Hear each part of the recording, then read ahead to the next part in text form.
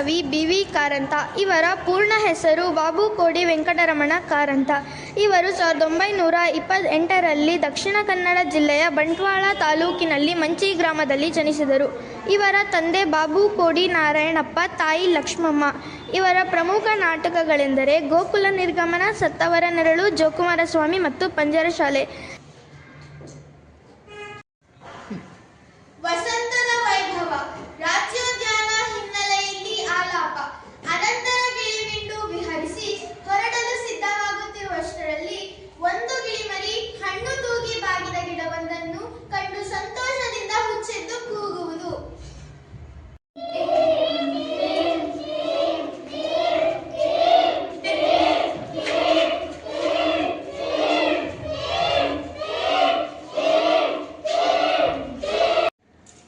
ಅಲ್ಲಿವರೆಗೆ ನಿದ್ರೆ ಮಾಡುತ್ತಿದ್ದ ಉದ್ಯಾನ ರಕ್ಷಕರು ಕೂಗಿಗೆ ಎಚ್ಚೆದ್ದು ಓಡಿ ಬರುವರು.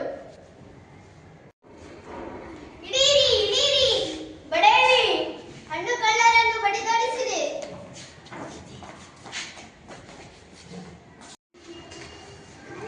ಅಮ್ಮ ಬನ್ನಿ ಬನ್ನಿ, ಟೇಮ್ ಟೇಮ್, ಚಿಕ್ಕಪ್ಪ ದೊಡ್ಡಪ್ಪ ಹಣ್ಣು ತಿನ್ನಿ, ಟೇಮ್ ಟೇಮ್, ಎಲ್ಲ ಹಣ್ಣು ನಮ್ದೇ ನಮ್ದೇ, ಎಲ್ಲ ಹಣ್ಣು ಟೇಮ್ ಟೇಮ್.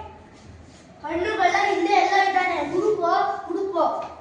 ಬನ್ನಿ ಟೇಮ್ ಟೇಮ್, ಬನ್ನಿ ಬನ್ನಿ. ತೋಟಗಳ ಕೊನೆಗೂ ಸಿಕ್ಕ, ಹಿಡಿಯೋ ಬಡಿಯೋ. ಮೂರ್ಖ ಗಿಳಿಯಪ್ಪ, ತಿನ್ನೋದು ನಿಲ್ಸೋ ಗಿಳಿಪಿಳ್ಳೆ. ಗೊತ್ತೇ ನಿಂಗೆ ತೋಟ ಯಾರದ್ದು? ಈ ಮರ, ಈ ಗಿಡ, ಹೂವು, ಹಣ್ಣು ಎಲ್ಲ ನಮ್ಮ ರಾಜಂದು. ಎಂತ ರಾಜ ಗೊತ್ತೇ ನಿಂಗೆ? ರಾಜಾಧಿರಾಜ, ಸಾವಿರ ಸೇನೆಯ ರಾಜ. ನಮ್ಮದು ಹಣ್ಣು, ಹಣ್ಣು ತಿನ್ನುವುದೇ ಹಣ್ಣಿನ ತೋಟ.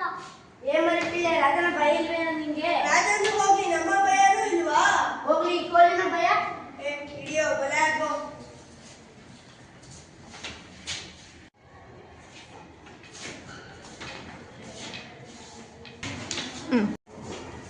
ಸಾವಧಾನ ಸಾವಧಾನ, ಮಹಾಕರುಣಾಳು, ಗಗನಮೃಗ ಕೃಪಾಳು, ಗಿಡಮರದಯಾಳು, ವಿದ್ಯಾವಂತ ಪ್ರಜ್ಞಾವಧಾನಿ, ಕಣಕಣಗೂ ವಿದ್ಯಾದಾನಿ, ಮಹಾವಾಚಾಳ ಪುರಾಧೀಶ್ವರ, ರಾಜಾಧಿರಾಜ, ರಾಜವರ್ಮ, ರಾಜಮಾರ್ಕಾಂಡ ದಯಮಾಡಿಸುತ್ತಿದ್ದಾರೆ.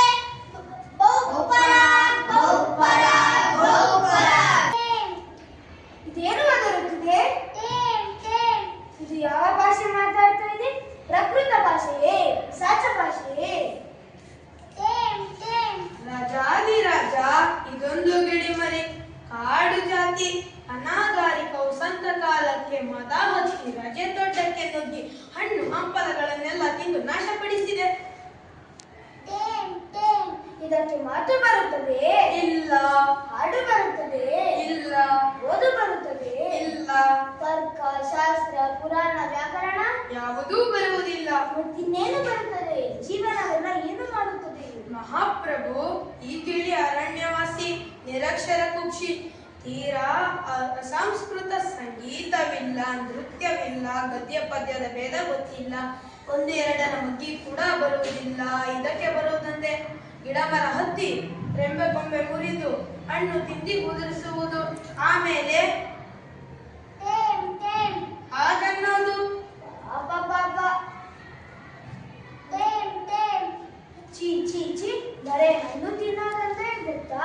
ಮಹಾವಾಚಾಳು ನಗರೋದ್ಯಾನದಲ್ಲಿ ಬಂದು ಒಂದು ಹಣ್ಣು ತಿನ್ನೋದಂದ್ರೆ ಗೊತ್ತಾ? ಒಂದಿಮಾಗದರೆ ಮಹಾಕರುಣಾಳು, ಗಗನಮೃಗ ಕೃಪಾಳು, ಗಿಡಮರದಯಾಳು, ವಿದ್ಯಾವಂತ ಪ್ರಜ್ಞಾವಧಾನಿ, ಕಣಕಣಕ್ಕೂ ವಿದ್ಯಾದಾನಿ, ಮಹಾವಾಚಾಳ ಪುರ.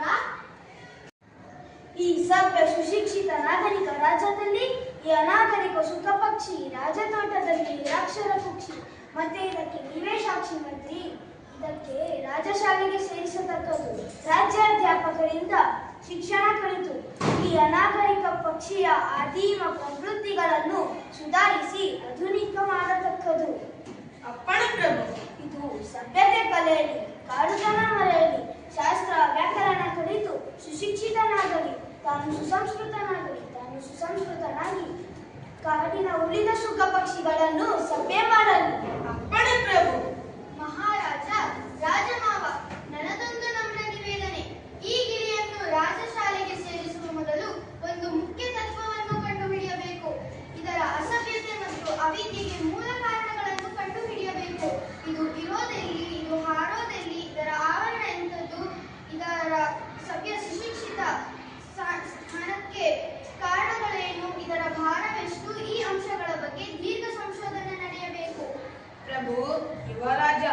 ದೇವರು ಮಹಾನ್ ಪ್ರತಿಭಾಶಾಲಿಗಳು. ದೇಶಕೋಶ ಸುತ್ತಿ ಬಂದವರು, ವಿದೇಶಗಳಿಂದ ಪದವಿಗಳನ್ನು ಹೊತ್ತು ತಂದವರು. ಕಾಂಬೋಜ ದೇಶದಲ್ಲಿ ಪ್ರಾಣಿಶಾಸ್ತ್ರ, ಪಕ್ಷಿಶಾಸ್ತ್ರ ಪಾರಂಗತರಾದವರು. ಸದ್ಯ ನಿರುದ್ಯೋಗಿಗಳಾಗಿ ಅದಕ್ಕೆ ಒಂದು ವಿನಂತಿ. ಅಳಿಯ ರಾಜರಿಗೆ ಸುಖ ಶಿಕ್ಷಣದ ಭಾರವನ್ನು ವಹಿಸಬಿಡಬಹುದು.